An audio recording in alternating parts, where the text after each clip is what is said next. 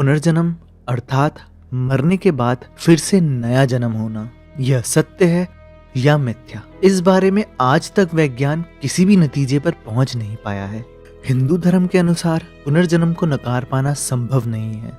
हिंदू और बौद्ध धर्म के अनुसार मस्तिष्क में दबी हुई यादें हमें पुनर्जन्म का स्मरण कराती है और एक बच्चा अपने जन्म के 7 साल बाद तक अपनी पुनर्जन्म की यादों को संजोए रख सकता है और इसकी वजह ब्रह्म चक्र का कपाल में जागृत होना है। दोस्तों, आपका स्वागत है रहस्य में और आज हम पुनर्जन्म की कुछ ऐसी ही दिलचस्प रहस्यमय कहानियों के बारे में जानेंगे।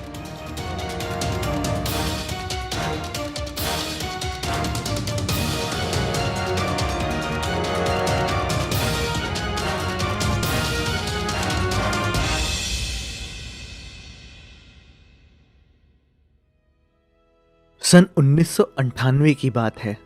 एक बार मुजफ्फरनगर जिले के एक गांव रसूलपुर जटान में गिरधारी सिंह का पुत्र जसवीर, जिसकी उम्र 4 साल थी, उसको चेचक निकलने के कारण उसकी मृत्यु हो गई।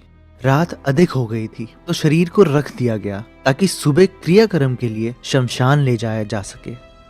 सुबह जब क्रियाक्रम के ले जाने के लिए तैयारियां करने लगे तो ये देखकर सब दंग रह गए कि धीरे धीरे बालक के शरीर में प्राण का संचार हो रहा था। जसवीर एकदम से जीवित हो गया और कुछ ही दिनों में ठीक हो गया, परंतु उसके व्यवहार में एकदम से बड़ा परिवर्तन आ गया। वह उस घर के किसी भी सदस्य के हाथ से कुछ भी खाना खाने के लिए राजी ही नहीं था। वो एकदम से कहने लगा कि वह तो एक ब्राह्मण है, वो इस घर का कुछ नहीं खाएगा। जसवीर ने बताया कि उसका नाम शुभराम त्यागी है और थोड़ी तहकीकात करने के बाद यह पता चला कि उस रात 11 बजे शुभराम त्यागी अपने बेटे शंकर लाल त्यागी की बारात में जाते समय टांगे से गिर गए थे और उनकी मृत्यु हो गई थी। और यह अटकलें लगाए जाते हैं कि उस रात शुभराम त्यागी की आत्मा जसवीर के शरीर में प्रवेश कर गई।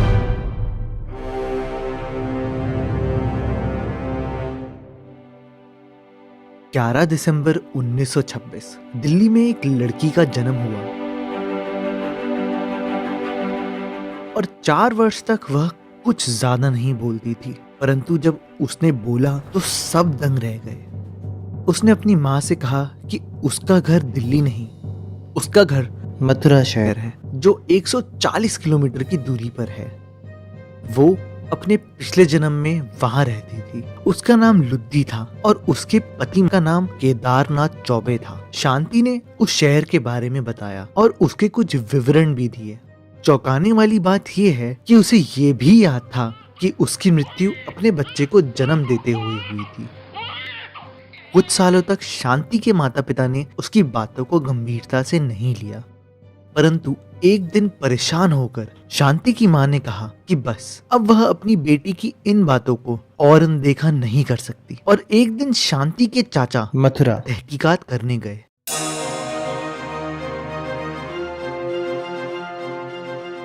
और उन्हें जो मिला वह अविश्वसनीय था। उन्हें वहां एक कपड़ा बनाने वाला मिला। हैरानी की बात यह है कि उसकी पत्नी लुद्दी की मृत्यु उसी प्रकार हुई थी जैसा शांति देवी ने बताया। उसकी पत्नी की मृत्यु शांति देवी के पैदा होने के 1 साल पहले हुई थी और उस कपड़े बनाने वाले का नाम केदारनाथ चौबे ही था। क्या शांति उसकी पत्नी थी? क्या लुद्दी का पुनर्जन्म हुआ था? डॉक्टर रवि, जो उस समय के पुनर्जन्म के प्रमुख विशेषज्ञ थे, उन्होंने अपनी जिंदगी के काफी साल शांति देवी के जीवन का रहस्य पता लगाने में लगा दिए। यह सब बातें सुनकर केदारनाथ चौबे, जिन्हें शांति देवी का पति माना जा रहा था, जब दिल्ली आए तब वहां हजारों लोग की भीड़ उमड़ गई और शांति देवी से बात करने पर केदारनाथ ने यह पाया कि शांति देवी उनकी पत्नी का पुनर्जन्म ही था। सन 1944 में भी एक पुनर्जन्म की घटना सामने आई थी। भसौली गांव में एक बच्चे का जन्म हुआ जिसका नाम प्रमोद शर्मा रखा गया था।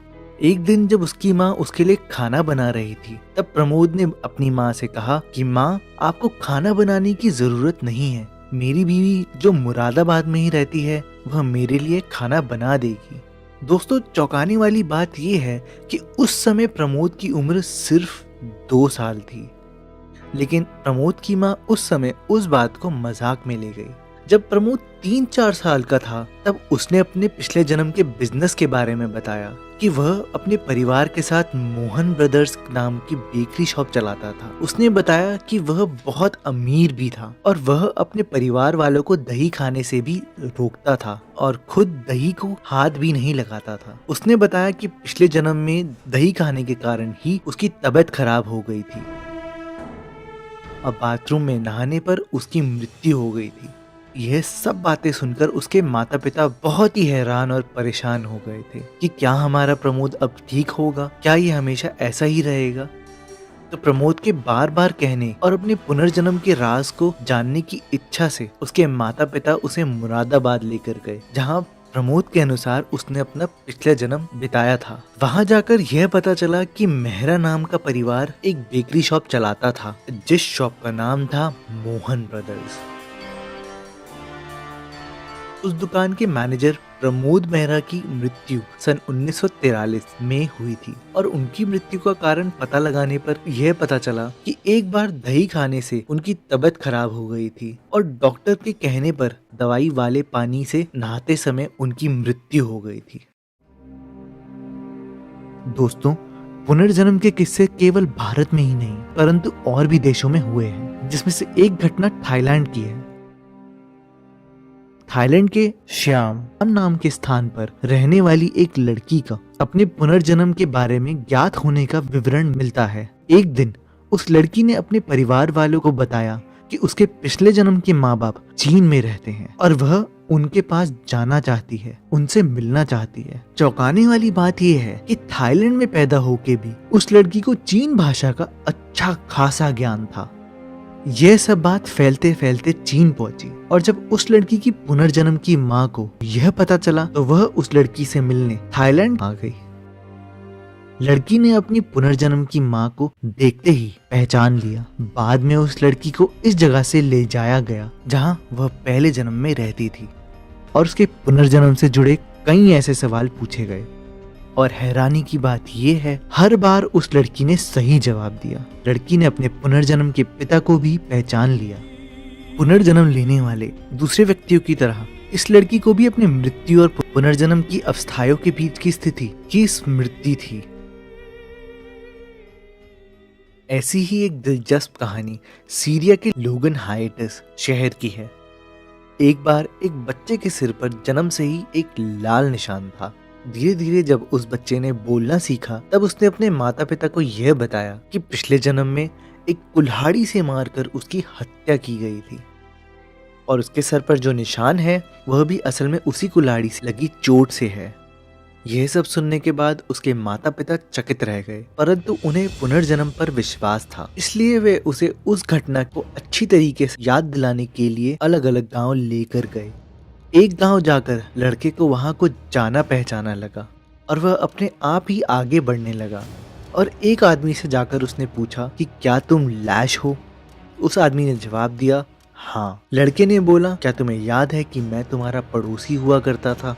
और यह सुनकर वह आदमी उस बच्चे की बात पर मुस्कुराने लगा और जब लड़के ने बताया कि एक बार हमारी आपस में लड़ाई हो गई थी और तुमने मुझे एक कुल्हाड़ी से मार डाला था, यह सुनकर उस आदमी के चेहरे पर से हवाइयां ही उड़ गई और वह एकदम से घबरा गया। इसके बाद लड़के को सब याद आ गया और वह अपने माता पिता को वह जगह दिखाने ले गया जहाँ पिछले जन्म में उसको मारने के बाद गाड़ा गया था। वहाँ खुदाई करने पर एक आदमी की लाश मिली जिसके सर पर कुल्हाड़ी से मारा गया एक निशान भी था और वहां कुछ ही दूरी पर एक जमीन में गड़ी हुई कुल्हाड़ी भी मिली, जिसके सबूत के आधार पर उसके कातिल को पुलिस ने हिरासत में ले लिया।